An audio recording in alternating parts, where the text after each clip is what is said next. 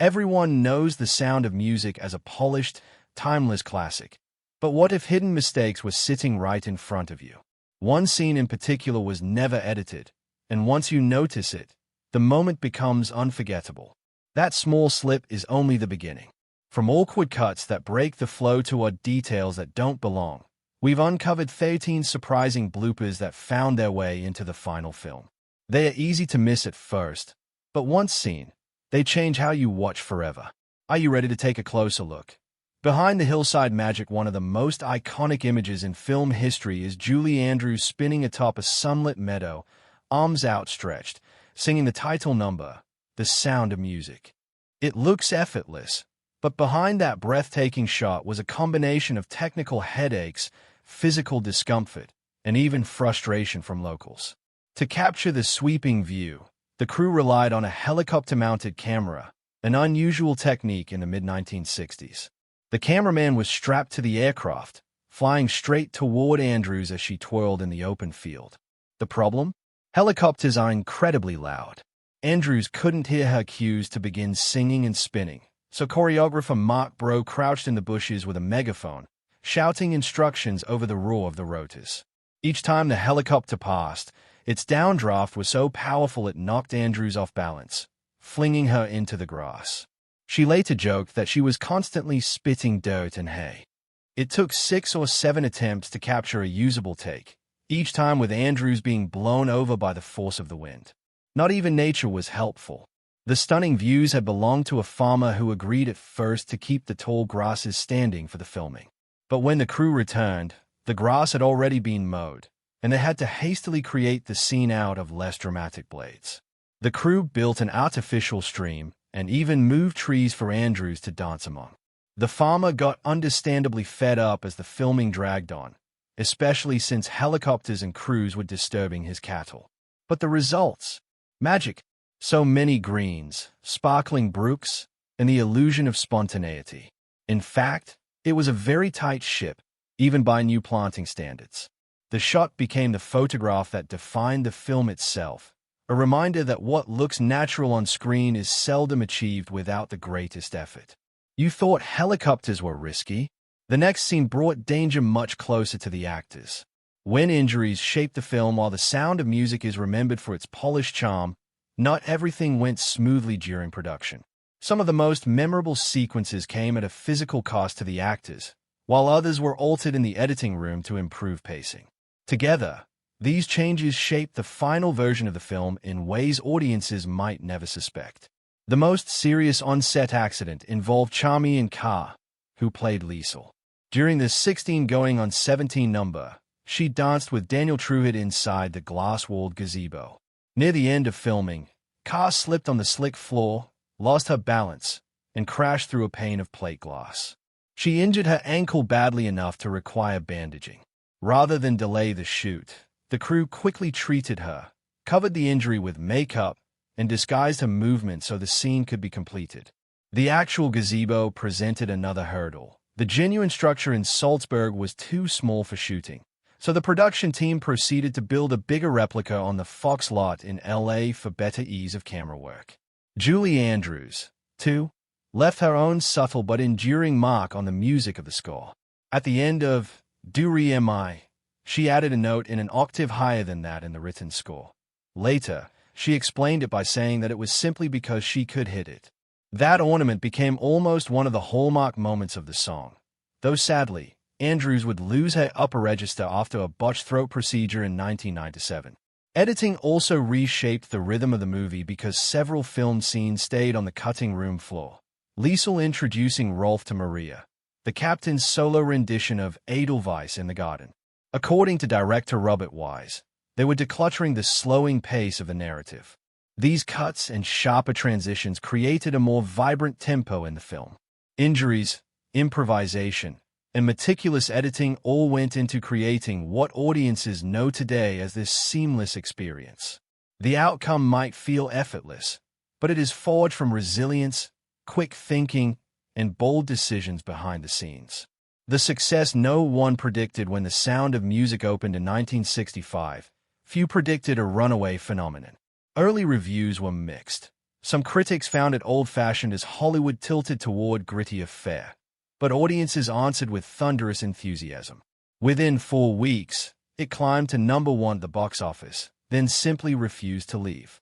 By late 1966, it had surpassed Gone with the Wind to become the all-time highest grosser, a title it held for 5 years.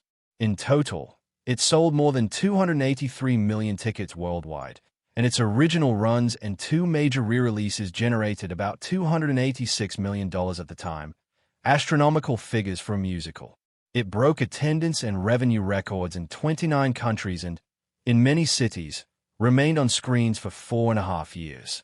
What powered that endurance wasn't only the postcard scenery and earworm melodies, it was the film's emotional clarity. The story fused romance, family, and moral courage in a way broad audiences could instantly understand, while Julie Andrews' radiant presence and crystalline vocals anchored every scene. Families would keep coming back because the movie checked all the boxes for repeat viewing.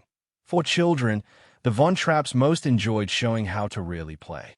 In some cases, love was preferred over authoritarian abandonment shadows that lengthened in darkness. Publicity grew word of mouth, turning common viewings into collective get-togethers wherein viewers sang softly, then would later bring along friends. The sound of music was equally at home in cinemas and living rooms. Its melodies filled the airwaves, its filming locations drew pilgrims to Salzburg, and its imagery from Julie Andrews twirling on the hilltops to the family's final mountain escape became symbols of joy, resilience, and freedom. This was the path through years of pulling down social curtains. Evenings in the light of the projection screen provided uplift without innocence, but sometimes reminded the audiences that this could house tenderness along with defiance. More than box office figures, its success proves that a project once doubted by insiders was really a phenomenon beyond expectation. Julie Andrews, the perfect gamble. When the filmmakers of The Sound of Music began casting Maria, they faced a dilemma.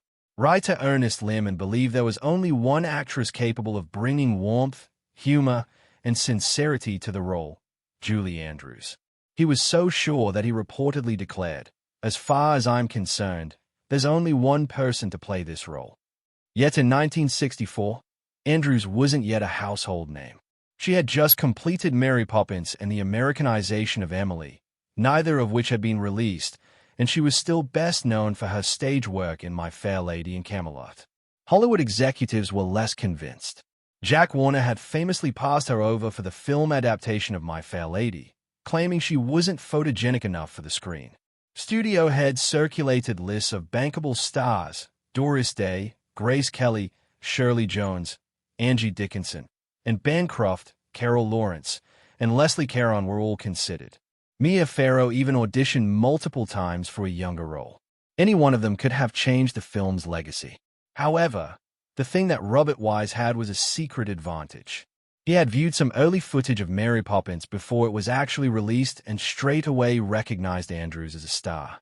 He went rushing in to lock her up before other competing studios figured it out for themselves. Andrews signed the contract for the part at a mere $225,000, a respectable sum, of course, but no share in profits. When she would soon be commanding $1 million a film, this contract would have made her seem all the more underrated. The mention of Andrews does, however, give way to another worry regarding this particular role. Her first question to Wise was, "How are you going to get all the sugar out of this picture?" She felt, you see, that the story was going to be very, very sentimental, and she wanted to have assurance that all the sugar was going to be getting balanced out. In fact, that gut feeling was pretty critical. Her realistic sweetness kept the film sincere rather than saccharine. It's a clear choice now.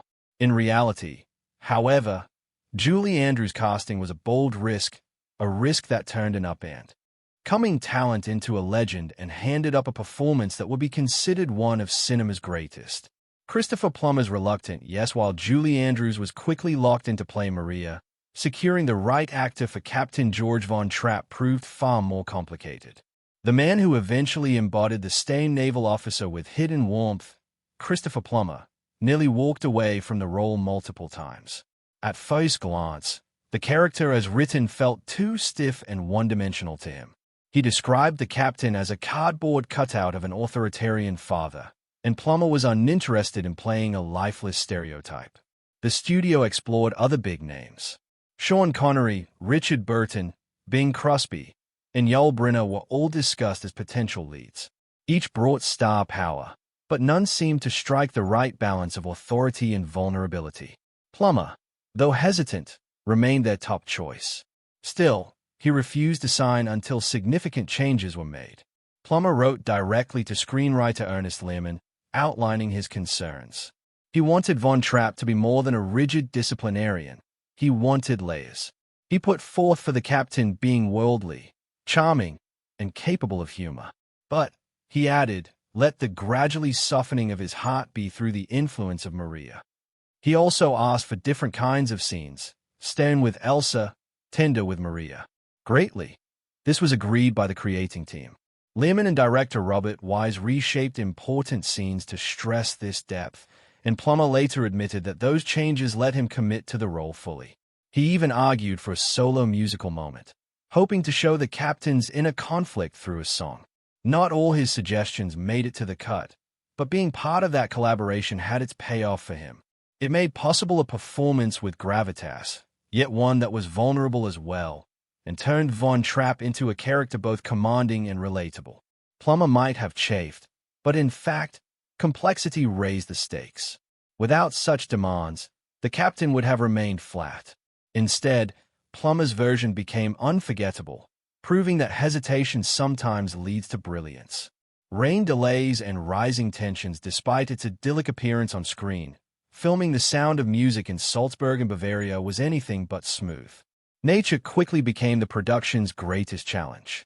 The film is filled with sunlit meadows, lush gardens, and crisp mountain air,